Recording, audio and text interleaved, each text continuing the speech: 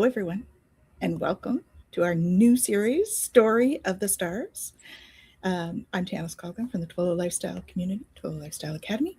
I am joined by our beautiful Jennifer Jurkofsky from My Holistic Self and our beautiful Diane G Hi, everyone. from Kumo Observer. So, we are excited to bring this to you today. Where do you ladies want to start? What are we bringing to them? Yeah. The story of the stars. So, Well, a lot of people think that we started here on Earth. And so there are a lot who are not aware that before coming to Earth, we actually had lives and experiences outside in different star systems. So I believe we're here to talk about those and hopefully to open people's minds to the idea that, hey, maybe I didn't start here. Maybe I started somewhere else. So if this resonates for you, I hope you stick around with us for this episode and for the next ones. well put. It's so true. We get glimpses sometimes of, the fact that maybe we came from somewhere else or that we're connected to something more, but we don't always realize what that is or what that looks like. And yet there's a part of us that has a longing or a calling that wants to reach out beyond, that is fascinated with the stars and the sky. And it's like, well, where does that come from? Is it just this human curiosity, or is there a deeper connection? Mm-hmm. I love that. Mm-hmm. Yeah. How did it start for, I'm curious to know for our viewers as well, like how it started for everyone, the curiosity did it start when we were kids or when we were teens? I'd like to hear from the people as well. Yeah, for sure. Absolutely. We should say hi to the people as well. We should. So we have Kaylee with us. Fogo Hi, Pogo. Kaylee. Welcome, welcome. And we have Moe Afro. Welcome. Welcome. Let's grow. Let's grow. Let's grow. And hello, Rossi. Welcome. Hello, my bigger people. And 369 Chime. Greetings again. Greetings to you. Excellent. And we have Dreamers Music. Hello. Hello. Welcome. Hello. Mm-hmm. Awesome. Kaylee's excited. Space. Yeah. Well, while we're waiting for them to chime in, what are some of your experiences, the two of you? We can maybe all share a little bit of an experience with ET. So whether we go with current life or we go with past life or whatever the choice is, what would you like to share about your experiences? Diane, you want to start? For me, the curiosity started when I was a child. Like I remember back in kindergarten, I'd go out of the house and just look up. And there's this, because I was raised Catholic, I see this like cluster, a constellation of stars that I always say, oh, it's a little rosary. And then as I grew older, I realized, oh, that's Pleiades. It's called Pleiades. And then years later, as I turned into an adult, I realized, oh, the reason why I was so drawn to those stars when I was a child was because I had a lot of experiences there. So yeah, I was drawn to it without knowing that, oh, hey, that's home. That's home. Yeah. It is home. I think a few of us can relate to that because the Dreamers Music. I used to always look at the stars and felt the connection. And Kaylee says, definitely always had fascination with stars, space, etc. And only recently found out about a family member having experiences. Then, of course, past life memories have arrived since. Absolutely. Yeah, that's it. I think we have these experiences as kids and we don't think anything of it. And then we start to, as we grow up, we start to see the connections or understand little things. And as we get curious, we might start talking about it more. And then we might have a family member who goes, oh, well, actually, this and that and this and that. And it's like, whoa, okay, this is so much more than what we maybe thought it was when we first started out. Because like you, I would go outside. I love the stars, right? And we didn't have as, as big open sky because, city living and stuff like that. Like you could see some stars. And so I'd always look for the North Star or see what constellations I could find and stuff. But, I remember, as I got a little bit, older, and I was able to go, like we would go down to the shore and I'd be able to go at night and then I could see more stars. And I thought, oh, this is really, really awesome. And then even older, we went to the Poconos, and it's, we went camping out there, and there's no light pollution at all.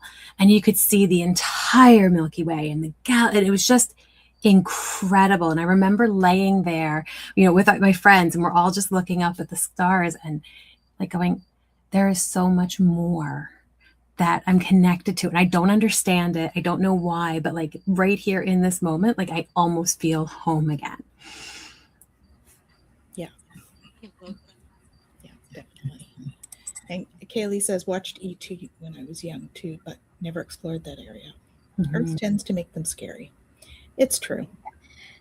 I think it's because the unknown is scary for us humans, We don't know anything about it because we don't teach about it, which, I would love to see that change a little bit, but yeah, well, and like you said, what we're taught is through media and movies and things like that, and they're not painted in a great light. That's right. Yeah. The Dreamers music, yes, I have Pleiadian connection too, and the Marian. Great. Amazing. I always looked at Orion in particular. Me too. That's one of the memories that I have as a child, being so fascinated with it. I was in Girl Guides, and we did we did our astrology badge, or our astronomy badge, and we learned where all the stars were and everything, right? And I remember always looking for the Orion's belt, because that was hard to find, and felt very connected. So, hey, Cody, welcome. Thanks for joining us. We're sharing about our connection to the stars. I actually had a recent memory from when I was a kid come back a while ago, and it was about I was out blueberry picking with my cousin, and the memory that I have is that we actually saw a ship in a field. I don't know if it's, these, how memories are. So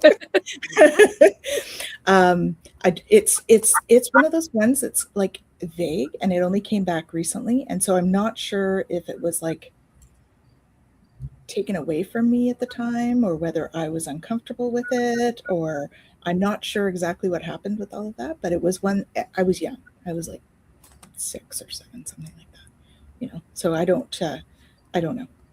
There were a few things around that time that were odd, but my cousin and I both sort of have our memories around that. So, yeah, well, that's always really neat when you can share, and you two people have a remembering of a memory that years later, and it's like, yeah, no, we both have that same remembering.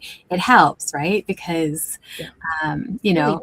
here, right? Like, yeah, exactly. Do your memories play tricks on you too? And it's like, well, yeah, sometimes, but it's great when there's somebody else that also is going, no, I remember that, because now all of a sudden it's like, okay, it's maybe not my mind just filling in the blanks or making the story. It's like, no, we're both, maybe there's a collective, but again, I, with as a kid, I saw a lot of things, but on my own. And so I don't know if, it's a memory or if it was just something my mind filled in. But as I've gotten older, when I've had these experiences, it's like, okay, there's other people that can also validate this. I remember we were driving one time with my eldest, and we're in town, so light pollution is, bad at that where we were. But there was this one really bright, what I thought was a star, but it was acting like weird. It wasn't like a normal kind of, and I'm like, okay, what's happening? And then all of a sudden it went, dunk, dunk. And I went, did I just see that? And then, so we actually, like, we had pulled over and we're watching it, and then it shot across the sky. And I'm like, okay, this is really interesting. And it stopped, right? And then it came like right in front of us, and then it took off. And I went, okay. It wanted to be seen. That was something, right? Now, again, it's that moment of like, okay, could it have been a drone? Could it have been this? But we know it couldn't have been a satellite. They don't operate like that. It's definitely not a star, because, they're not moving around like that. So like, okay. But then later that night, we were driving home, and we live in the country, and we came around this one really dark part, and all of a sudden it flew back in front of us. And I went, okay, there's no way. This is now an hour and a half from where we were. Yeah. This is the same thing. Like, if it was a drone or something like that, like, this had to be something more, right? It stopped in front of us, and then it took off again. And I went, okay, thank you for the confirmation that this wasn't just like, I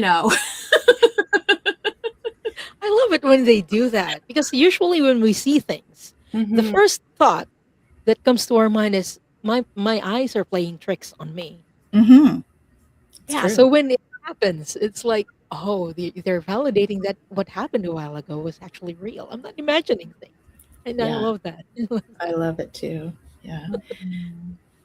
That's like the healing that I had from them was pretty impactful, because I had pain for a couple of weeks in my breast. It was like a kind of pain.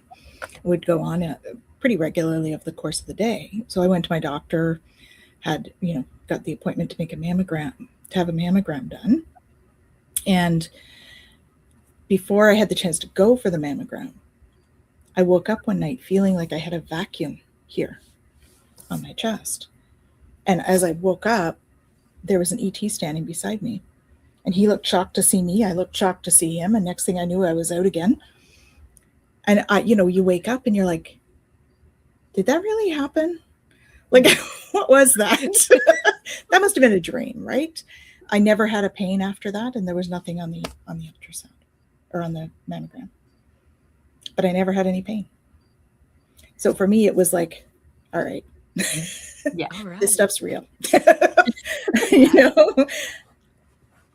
Especially like comparing the before and after. Like, if you felt better, then that's the most important thing. Yeah, and it was it was regular pain over the course of every day, like for a regular period of time. And then all of a sudden it stopped that day. Yeah.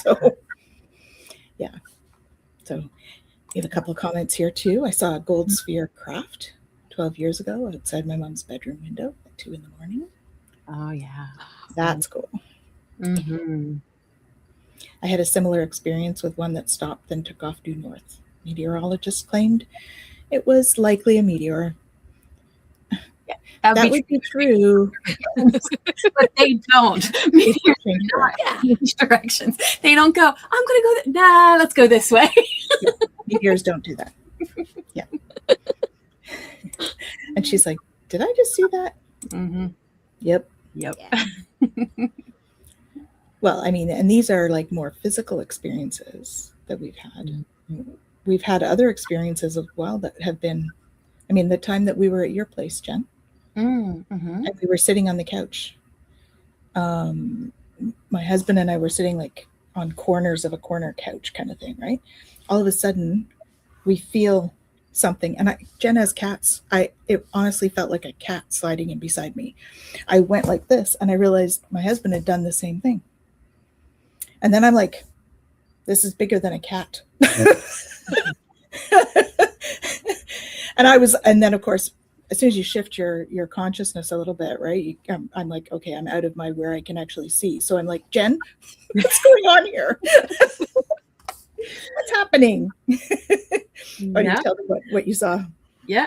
And a very large Pleiadian had just sat down next to them or in between them. Yeah. but not really sat down because he was too big. So his back, he was sitting on the back of the sofa and his legs had come out and down in between them, which is why they felt that pressure right next to them on their legs. Yeah. Yeah. He came to deliver a message, right? Mm-hmm. So Yeah. But it's those moments where it's,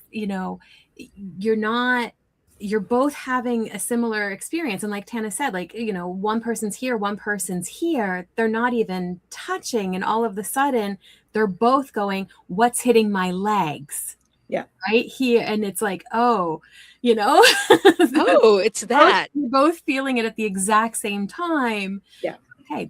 There's more to that than, just I had a sensation. Yeah.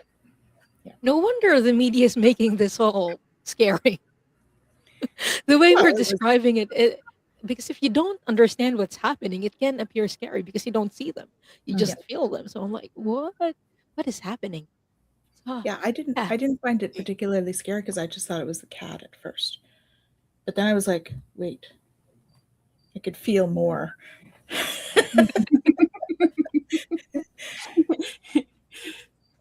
Yeah, but it's true. We rely so much on our senses. Mm-hmm. And when our senses can't make sense of something, suddenly we go, ooh, what is going on? Mm-hmm. Rossi has a question. Do they have partial areas they like to visit aside from Mount Shasta and Sedona? Yes. Short answer. She may be asking that as let's elaborate. Yeah. There are quite a few that they go to, not just Mount Shasta and Sedona. I'm from the Philippines, so I'm more familiar with the ones that are here. We have this like a mountain called Mount Banahaw, where a lot of different like ETs come, and not only ETs, elementals. I'm not quite sure how it happened, but it feels similar to Shasta in that sense. But yeah, those are not the only places where they like to hang out. Yeah, the energy feels different. It does. I interviewed someone for Bridge to the Galaxy, Priscilla, and she lives in Quebec. And Jen lives in Quebec, different areas of Quebec, but she had them flying over all the time. Her experiences, like the one that Jen had with them in the sky following her, like Priscilla was having them all the time. They were following her and watching and talking to her. She'd ask them a question and the lights would flash on and off and stuff like that in the sky. So that's like, I think she was further south than where you are, Jen, but like nearer the border. Okay. But very, yeah. So there's hot spots all over, I'd say. Yeah, right? Absolutely. Absolutely. And you think about, anywhere where the energy feels a little bit different, right? There's that, okay, you step into it and it's like, okay, there's a sacredness to this. It feels, like those are opportunities to go, okay, I think there's something here. We talk about Egypt and the pyramids. There's thousands of pyramids all around the world that we don't talk about just because they're not as famous, or some of them are buried. And, but again, there's places all over that have this energy, and if they're going to be using that energy to communicate, like, of course they're going to be in all of these different places. Absolutely. And Cody says the Santa Cruz mystery spot in Cali is also a strong energy vortex. Very cool. Melanie says she loves the mystery spot. And we have this one. I've recently started connecting with the Pleiadians. I felt the presence of one. My bedroom door opened and I sensed the presence of a tall glowing being. I could see the being in my third eye. Yeah. Very cool. Amazing. And in Kansas, between Council Grove and Manhattan. Okay. I was in college in upstate New York and there were some sightings. Amazing. See, all over. Yeah. All over. And people will talk about like very specific places, right? Like we say Roswell or Area 51, like the extraterrestrial highway, like things like that, Yeah. that are very well known. But the reality is it's all over. And if you think about like, the sky and the distance and how far we actually can see, like when we talk about being able to see the Milky Way, like we're like light years away and we can see it. So, we might see something and, we might see it on this side of the world, on this side of the continent, and somebody on the other side of the continent, depending on where they are and the way that the light is reflecting and all of that, might actually see it. Right. So we do know that there's, an incredible possibility for them to show themselves in, all over the place. Yeah. We're jumping a bit here. Here we go. I saw the boomerang-shaped crafts over Watsonville in the early 80s. Very rarely hear anyone mention the Greys. From what I've heard, they are the closest to us. And we should say hello to Jovika. Hello. Thanks for joining us. Anyone heard about the beings that look like praying mantis? Oh, yes. I love them. I had quite an encounter with praying mantis. I had just finished teaching a channeling class in my sunroom, and I heard in my mind, "May we speak with you, please?" And I was like, "Okay." And I look outside, and there's like an 8-foot praying mantis being standing right outside my sunroom. Mm-hmm. I was like, "Okay, that's a little intimidating, but okay, let's go." So I did call Archangel Michael to come and back me up, but so I go out and I'm looking up at this thing and I'm like, "Hello." He said, "We understand you are a galactic ambassador." And I'm like, "Apparently so." Mm-hmm. You're here, then apparently so. Apparently so. And he said, "Could you please pass on that not all insecticides are nefarious?" I said, "Yeah, absolutely. We can do that." Mm-hmm, mm-hmm. And then he does this and he goes, "Thank you." And he waddles off towards the back of the yard where there are 5 more in the back corner of my yard. Mm-hmm. And I'm like, it's one of those things. Did this actually happen? Like, what is happening here? And I go in, and there were 2 people that had been in that channeling space with me. So they were all like, ready to see things in the other dimensions. One of them didn't see much, but the other one who saw energy more, she looked to the back. She's like, "I can't see detail, but I do see 6 beings standing at the back, like energy signatures." Mm-hmm. And I hadn't told them 6. I just said, "What do you see at the back of the yard?" So I was like, "Okay, I'm not losing it." Like, okay.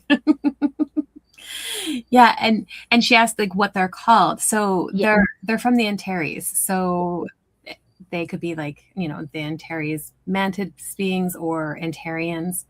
Yes. I guess, depending on where we're from, we might pronounce it a little bit differently. Yeah.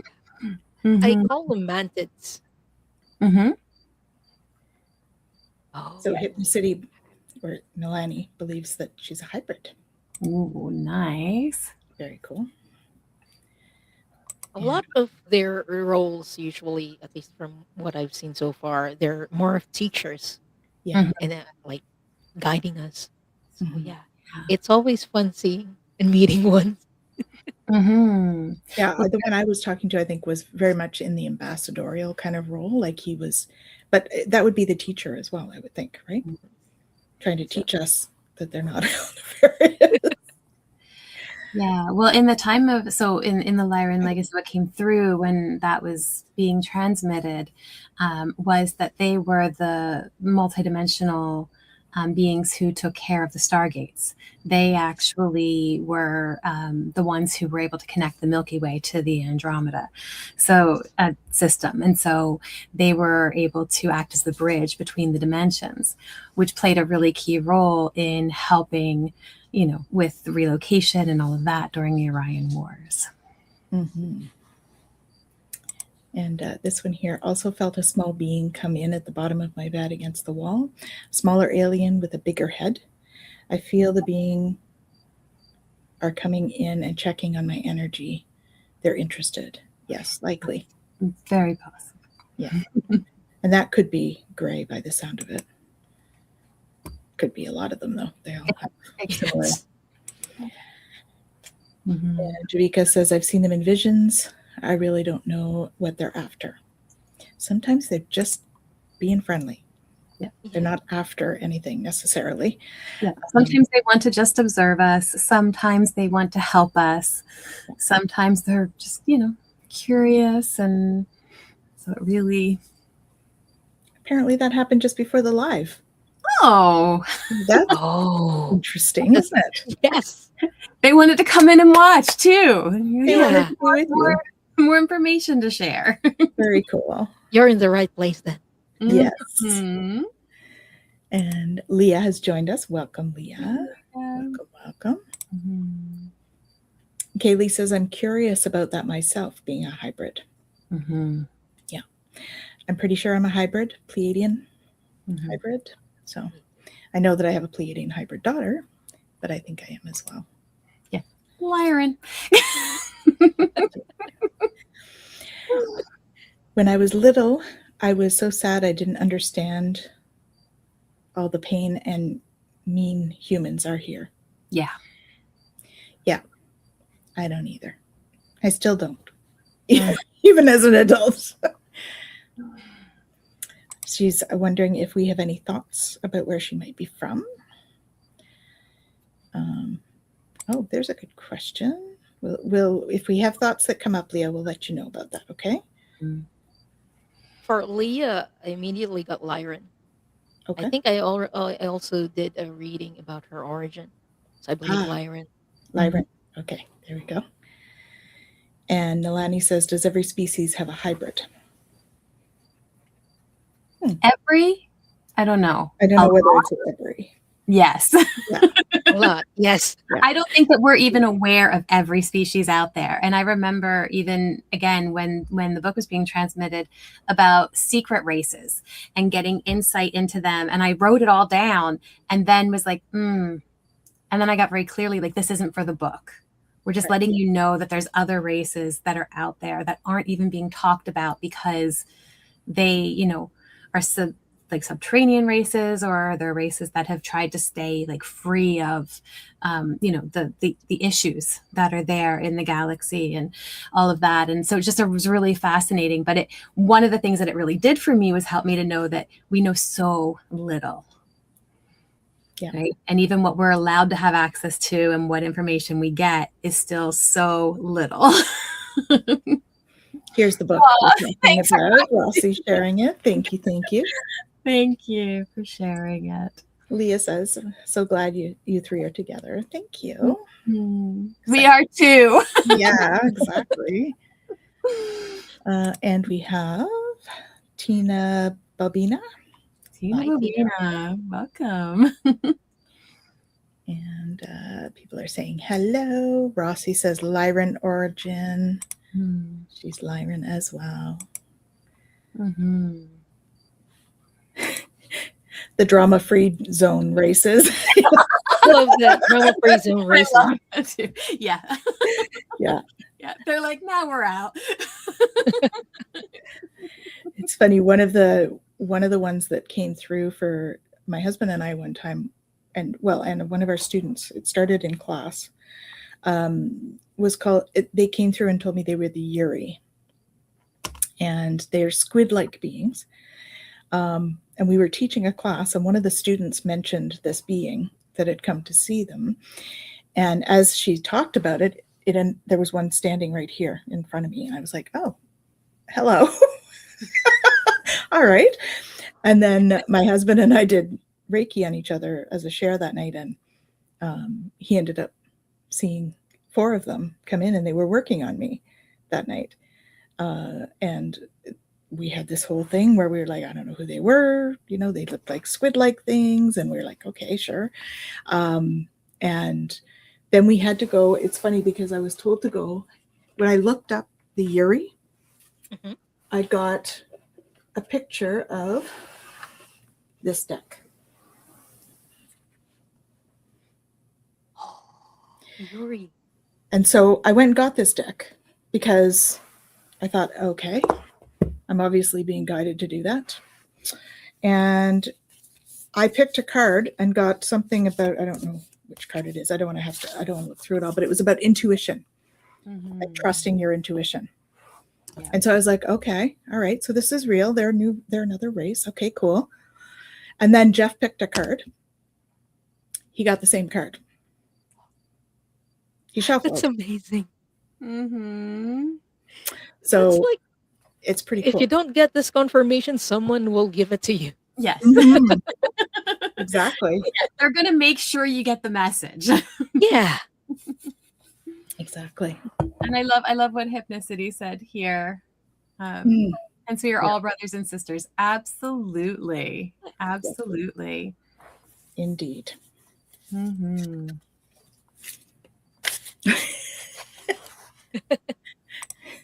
Yay, I'm making pizza and you're all on. Happy dance. Awesome. Welcome, Mary. Doing happy dance, Mary. Pass the pepperoni.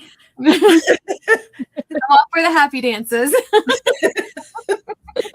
Jen does them a lot when we cook together. So, of course, I have to join in.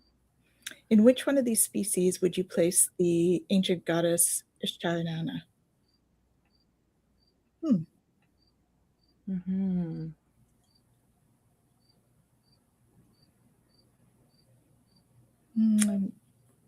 Feeling like Syrian or?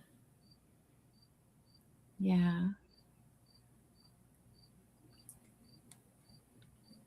Venusian?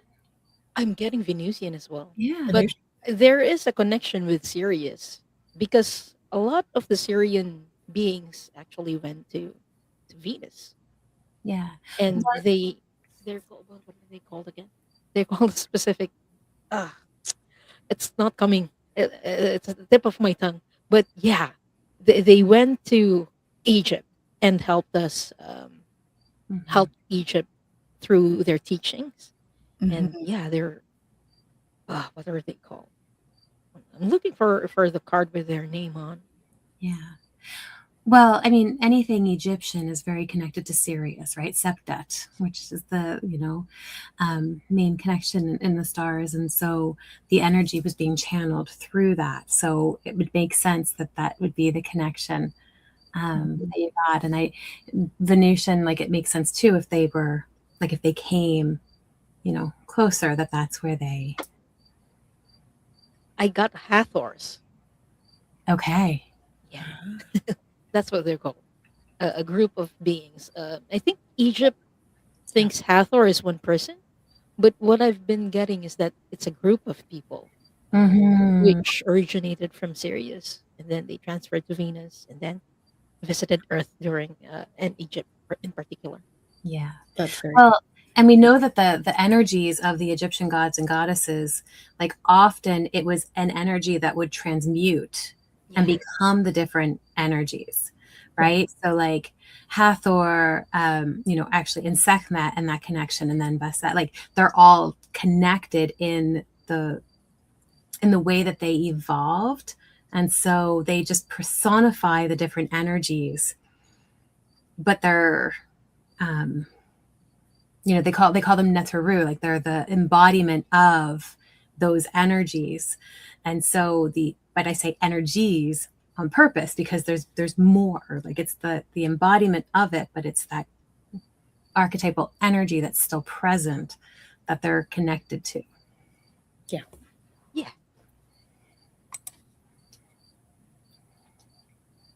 What if I chose not to show up for my hero's journey? Kind of kidding. It's okay if you don't want to show up. It's you have your own free will. Yeah, I wouldn't call it a vacation lifetime because you're enjoying it, but yeah, you have your own free will if you don't want to go through a difficult lifetime. Yeah, that's right. Yeah, and the avatar energy for archetype avatar. Yeah, Lady Kriska. That's a good. Yeah, Mm-hmm. Mm-hmm. Yeah. Yeah, I think too, though, like, we're here and we signed up to be here. And I think that we get into this, like, our hero's journey and all of our purpose and what it is that we're meant to be doing. And the reality is, we're meant to be here. That is our hero's journey. Just by being here, we are holding space for a certain energy to be in the world. And that's what we're meant to be doing. If we do anything beyond that, great. If we don't, that's also great. Like, it's our decision to be here at this time. That is our hero's journey. Yeah. Yeah. We're here to help support the light. Mm-hmm. In whatever capacity we choose to do that. So we have Gary and Grace for 911. Hello, hello. Looks of it, Gary. because Rossi's saying hi, Gary. Mm-hmm. We're exactly where we need to be. Yes. Absolutely. And usually exactly when we need to be there, because it's that divine timing thing. You know how something will happen if you're early, something's going to happen. It's going to change where you're going. All of a sudden, you can't find your keys. That is true. And when that happens, we feel like, oh my gosh, something bad is happening. Mm-hmm. But then we realize, oh, it's just like a short redirection to where I'm supposed to be. Yeah, exactly. I have so many stories of that where, I've gotten turned around, or I've just gotten weight, or, go, like, and then finding out after the fact that, of one of them was I was at a camp. We were camping and all, and I needed to go back into town to sign some paperwork. And I was anxious that I needed to get back in, and it's, a long drive and all of that. And I kept getting weight. And I'm like, oh, but I want to go. And they're like, no, wait. And I waited for a good 10, 15 minutes, maybe not even. And I'd say 10. And then I was like, okay. They are like, okay, you can go now. Or you can wait a little bit longer, but it was open. And I'm like, anxious me. I'm like, okay, I'm going. So off I go. And I end up sitting in traffic for a car accident that had just happened about that amount of time before. And so that was the whole, you can go or you can wait. You're going to be waiting anyway. So your choice. But the wait, I really do believe that had I left when I wanted to, I would have been involved in it. Yeah. Right. So there was that moment of, okay, thank you for the protection and thank you for making me listen. There are times where I haven't listened and I've been like, I really wish I'd listened. But this was one of those moments where it was like, oh, I'm so grateful that, that it was so intense, the wait, that I listened to it. Yeah. Yeah. It's pretty cool the way they do that. Mm-hmm. Lots of people were redirected 9/11. They were here to tell us about those misdirections or redirections on the 12th. Yeah.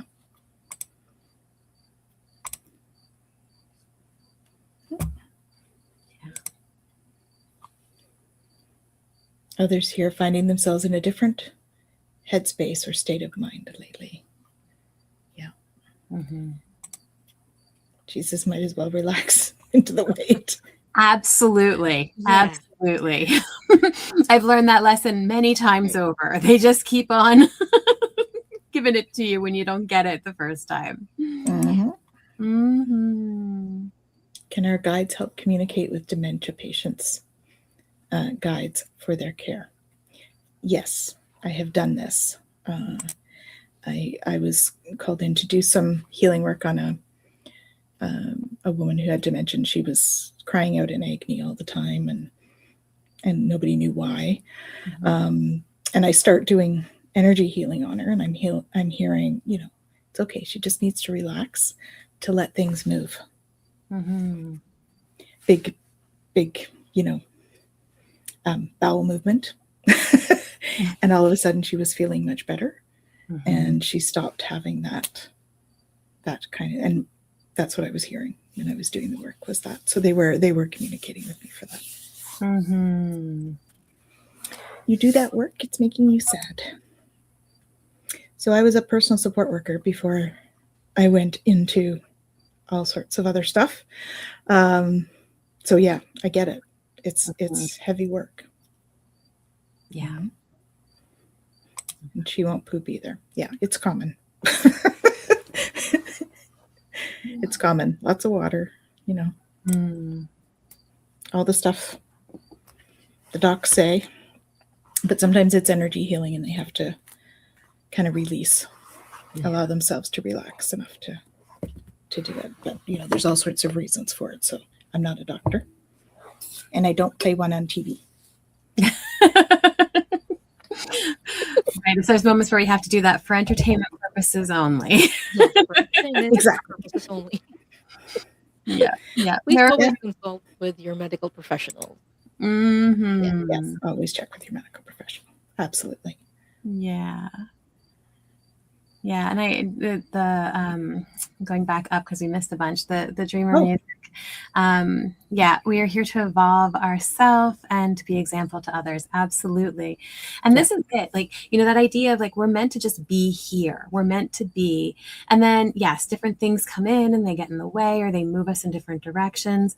And yet the more that we are able to really step into who we are and what we are, the more we are able to embody that truth, the less, you know, we're still gonna feel things. We're still gonna experience them. We're still gonna have those, you know, moments of sadness or whatever it is.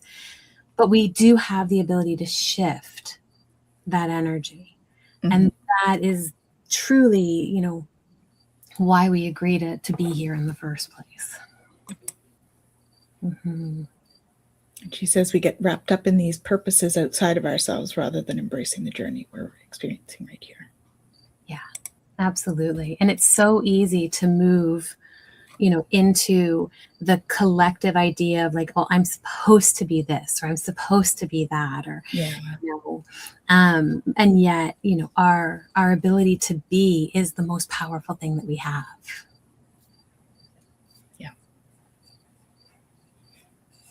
So what do we think about these fires? Oh, Are they calming down? Well, symbolically, fire is about transmuting energy. You know, passion and all that stuff. Yeah. So I think they will slow down when they've accomplished what they're here to accomplish. That's what I'm hearing. That's what I'm hearing. So I think that it'll depend on that. Mm-hmm. Yeah, and we know that, like, you know, we are transmuted in the fire, and there's, you know, we talk about how there's certain seeds that will only be able to grow once they've been exposed to fire.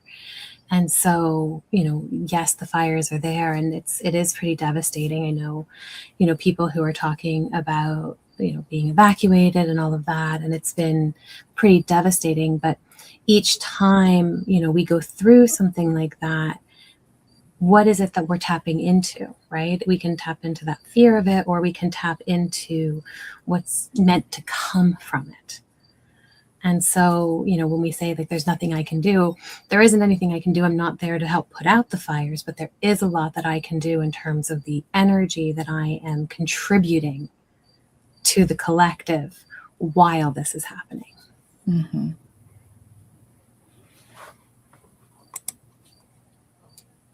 I was just thinking about that yesterday. Those trees require high heat to crack the outer shell so the seed can take root. Mm-hmm. Mm-hmm. Here to fully anchor who we are at our core frequency by remembering so that Mother Earth can also remember. Mm-hmm. What's this? I think it might be supposed to be love. Oh yeah, it is. She says that. I was like, okay. Love. Thank you. Love. Mm-hmm.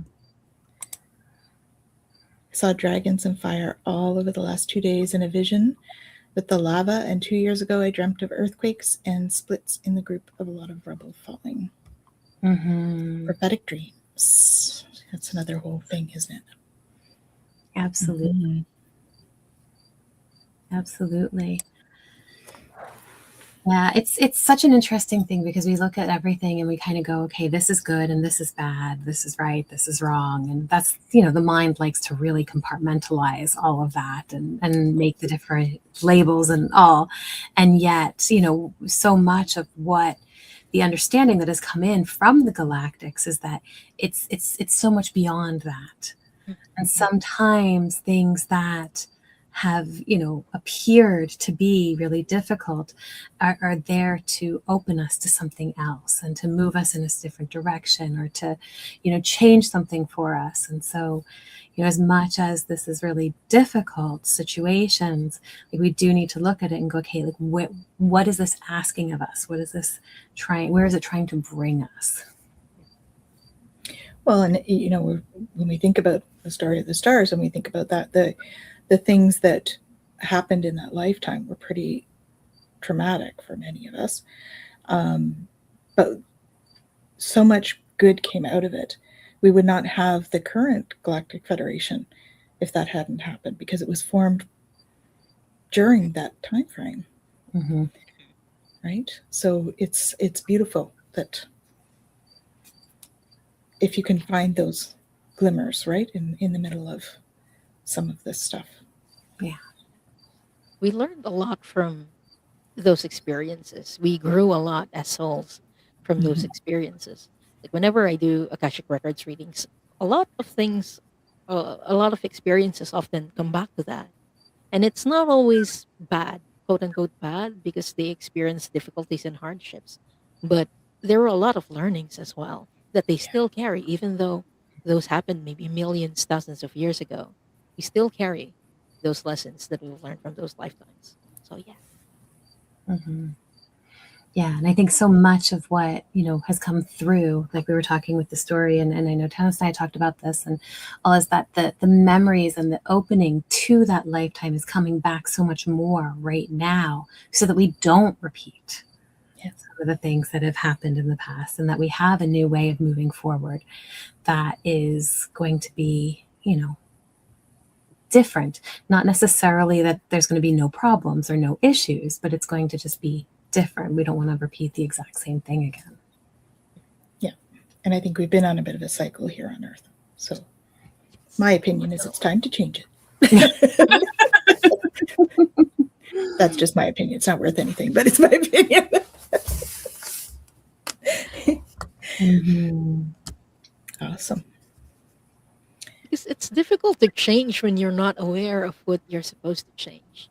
And I think first step, or one of the first steps in changing or choosing something different, is remembering what happened in the past to Mm-hmm. really understand, oh, this already happened. What am I supposed to do? What choice am I supposed to take now that will Mm-hmm. be different or lead me to something different? Yeah. Yeah. Yeah. Yeah. I was going to say something's gone now. Oh, sorry. No. They give it to us and then they give it to us again. It's all good. Oh, it was about it was about that's the beauty of doing some of the Akashic work, right? Mm-hmm. And having those past life or other life memories, because we can learn from that as well. Not just our lives here, not just our human history on Earth, but Mm-hmm. all of it. So Mm-hmm. Yeah. Well, and it's interesting because, we talk about past lives and things like that. And it's like, okay, well, what benefit does it have for me to be able to know about that? And yes, there's like healing and things like that we can do. But when we're getting into some of these galactic ones, especially when we're talking about like the hybrid energies and stuff like that, what we're looking at is what is the energy that I am meant to carry into this life to help me to be able to navigate this. And so we look at that and we go, okay, if I'm, a hybrid with this particular energy, then what is it that energy embodies? What is it giving me to be able to embody that now in this lifetime to be able to navigate the things that are happening today? yeah.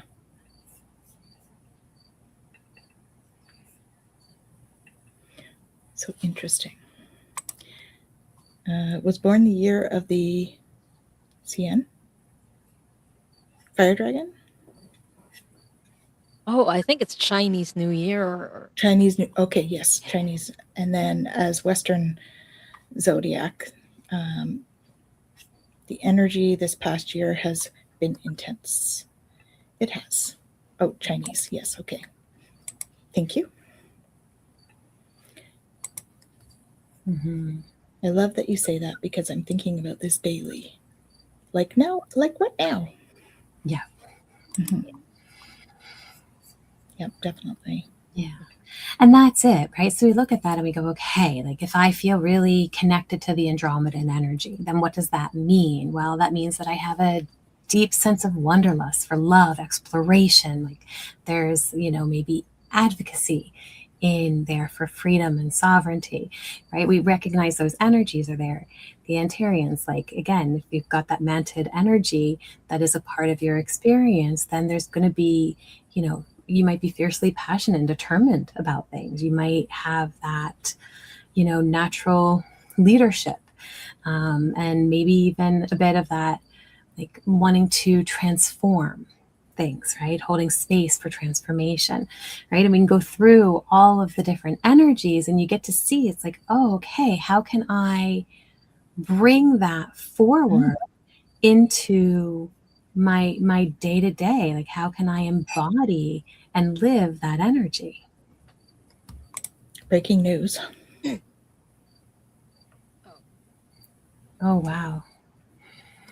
I had to put my feet down on the ground because I'm near Indonesia. I'm in the same region. Did you feel that? No, I didn't, or I haven't yet. But yeah, better be careful. Yeah. I sense lots of love and energy out there. Yeah. To them. To everybody involved. And Mother Earth. Mm-hmm. Mm-hmm. Yeah. Learned a lot about human stuff. Now I want to learn about our true beginnings. Mm-hmm. Jen, why don't you tell us a little bit about your true beginnings? Because you have memories of way back when. I have memories of way back when. I have memories of being part of the stars, and we all were, right? You say to somebody, I was a star once, and people go, okay, we all were. We were all part of the stars. We were even before the stars. And so, the memory that came for me about that was that we had started again as that collective energy, and the collective energy wanted to, have a sense of individuation. Like, what does that feel like? What is that like? And so one of the memories that I have is actually going through and populating the stars. So the stars started to form and we all have collective energy. So if you're connected to a particular star, it'd be interesting to kind of feel into what is that star's energy? What is that archetypal energy or that avatar, as I said earlier, energy that I am connected to or that I feel is a part of my being. And then, from there, we, came into just the gases of the in-between. So we had formed the stars and then we became the in-between. So we were moving around through them. And then we decided, okay, I want to start taking form. And so I remember actually coming as light onto one of the stars and watching things start to grow and seeing that and going, okay, what form do we want to take? What do we want this to look like? And being able to start to shape that energy. And so it's just such a beautiful thing to see that, like, throughout all of that history, the choice that was there to want to start to move into this idea of beings. And then, here we are. Next memory is being a Lyran and being able to step into that life and what that was. And this was way before the wars happened, and being able to experience what it was to still be so deeply connected to all that we remembered from being part of the oneness and being part of, the collective and recognizing the energy of the stars, not just this gaseous thing, but what the stars were in their sentient beingness. and staying connected to that. And all of the rituals and the things that we would do that would continue to connect us to that energy and bring that through, right? And then as time went on, different things happened. We ended up with the Orion Wars, which, again, as hard as that was, it allowed the energies to scatter more, to bring more the diaspora, but it's this like where everything started to connect, right? So we had the different species, and then we had the connections of them and bringing them back together, right? So we have this like separating and coming back together, separating and coming back together. And this seems to be the ongoing kind of flow of the energies, even until today. We have our separateness and we're learning how to come back together yet again. Mm-hmm. Yeah. Do you have a memory of a purple sky with 2 moons and a world of water? Mm-hmm. The very first thing that comes to me is Mintaka. But before it is what it was today. Yeah. Yeah. There are many planets that are like water, but what came to me was somewhere in Beta Centauri, Mm-hmm. or otherwise known as Hadar or Hadar. Mm-hmm. Yeah, where Hadarians came from. Oh, yes. But there are many planets where that are water. Mintaka. Yeah. She says that's a card. Every time I explore origins, she gets Mintaka. Mintaka. Mm-hmm. Yeah, there are so many planets like that. I mean, we've got one moon and all, but there's so many that have multiple. One of the things that was really interesting that came to me in the book with the Mintaka is that it was originally just one, but now it's in 5 parts. And when it came to me to put that into the book, and I was like, what are you talking about? It's not 5 parts, it's a star. It's just one star. It's all everybody ever talks about. And so I start, me, I'm 1-3, I'm deep diving. I'm searching everything I can possibly search because I don't want to put something out there and then have it be not, what it is. And so I'm on all of these like deep science, NASA, blah, blah, blah kind of sites reading all about stuff. And sure enough, Mintaka is actually in 5 parts. It's 5 stars as one. And so it fit completely with what I was given about how in the Orion Wars, Mintaka was actually the first planet that was attacked. It wasn't the Lyrans, but that they weren't able to, they didn't have their technology done yet. And so what ended up happening is instead of completely destroying it, like they did with some of the planets in the Lyran system, they split it apart. And because of the way that the gravity in that system is, those 5 stars actually stayed together. And so they still move together as one, but they're actually in parts. And so it was just a fascinating thing to be able to be given that information and kind of, going, okay, I remember this from this lifetime. And then, going, okay, but, was that this timeline? Was that a different timeline? Like, does that actually fit with the timeline we're in now at this point in time? And then having it, actually fit was like, wow, okay, thank you. Yeah, that must have been mind blowing to get a confirmation, a scientific confirmation that was true. Yeah. Yeah. That's the stuff throughout the whole, like, again, with the whole download of the book and the history, the galactic history part of it, and going, holy moly, like, this is fascinating. Is it true for this timeline? Like, does it actually fit with where we're at right now in this reality?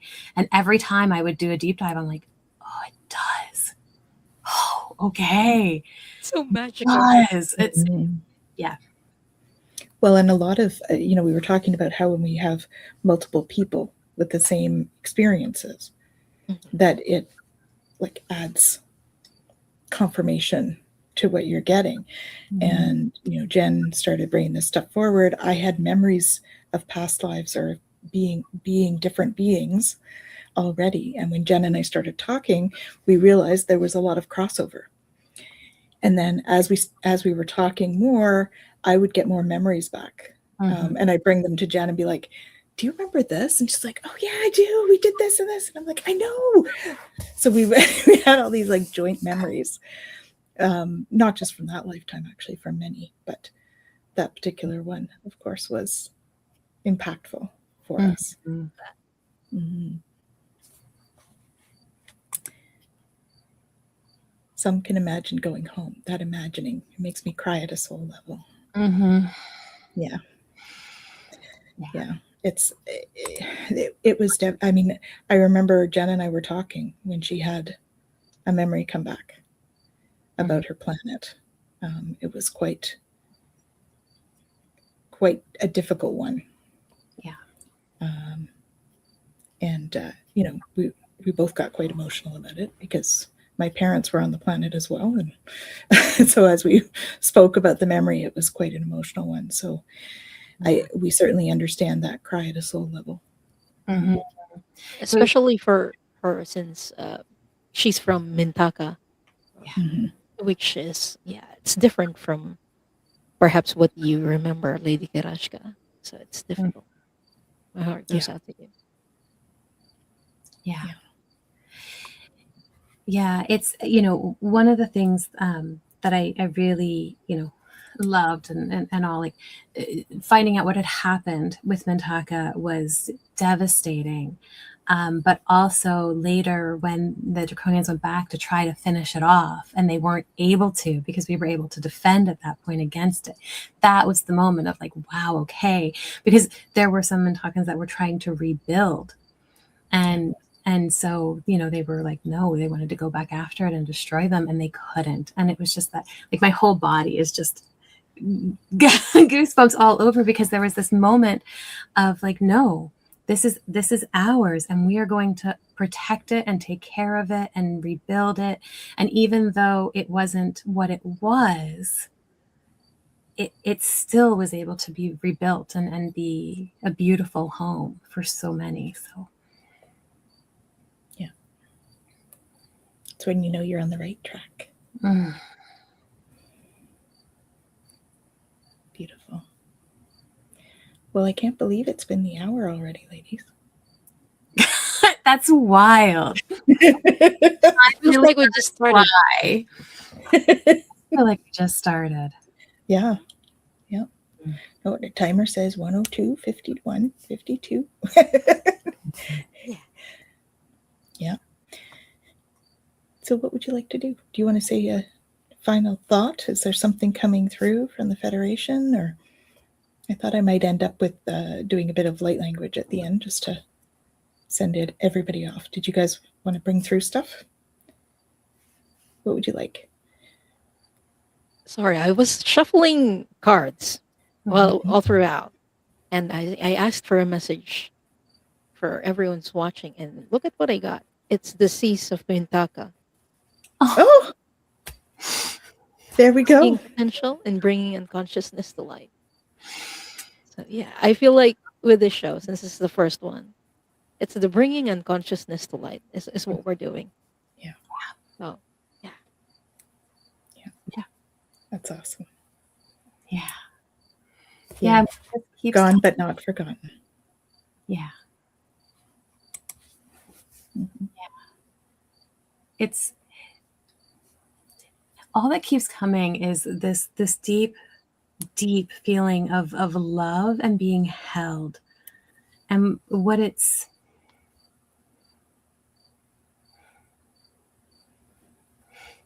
I'm gonna cry. Basically what's coming through is this, it's hard to put words to.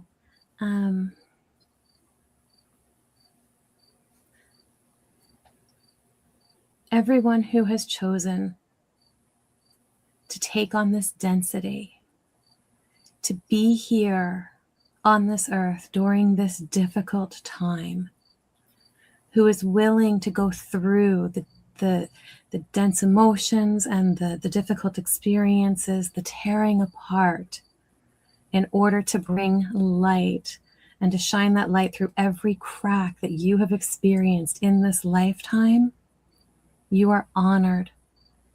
And we are so grateful for your willingness to be here. And we are supporting you.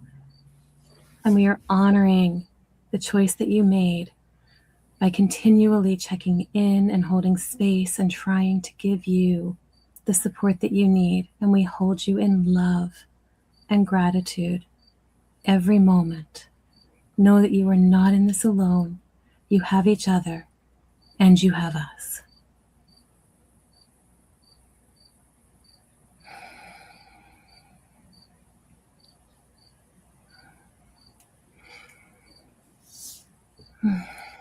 Anatia tako oni si.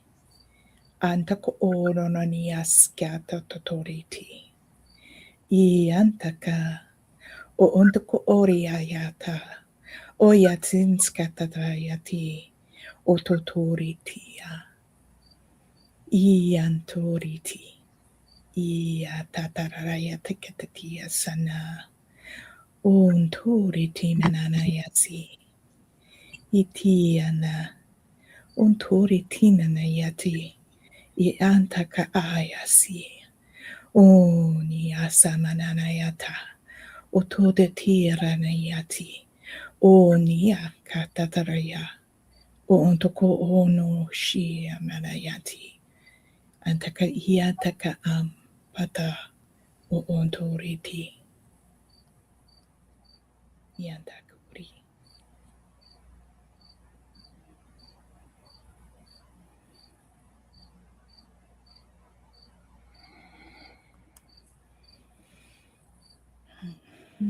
We thank the Star Mothers for coming through.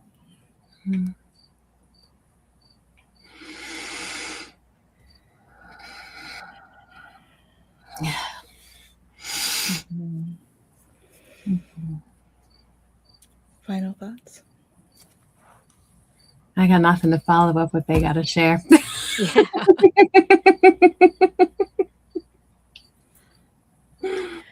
Awesome. All right. So we wish you all a wonderful, wonderful month.